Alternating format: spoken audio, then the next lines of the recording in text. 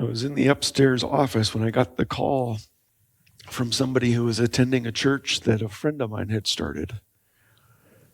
And they were looking for a pastor, and they were wondering if I'd want to come. And so that's when we left here that time, was we went to pastor a church that was really, really hurting. My friend had started this church out of seminary, and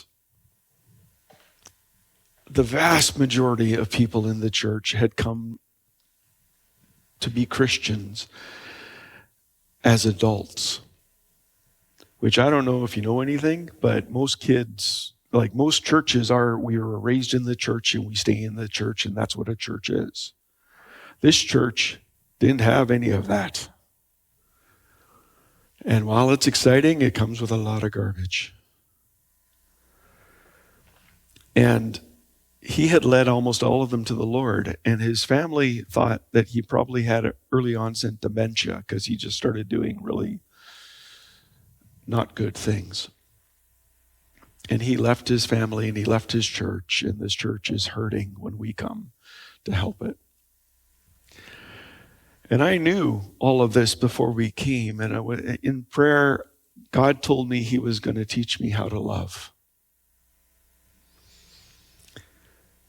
And so that's when I decided, let's go to this church.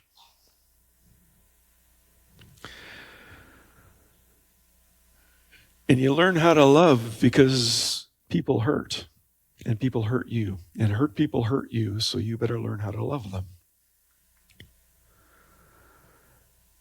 And it was during that time I got the seed of what God's entrusted to me, which has now become, to live light. And to live light, you live loved, you live insightful, you live grateful, you live hopeful, you live trusting. That's what I do. That's my business on the side. But to live loved was what kicked it all off, and it was during that time. We saw some baptisms, and we saw some good things happen, and we saw some miracles.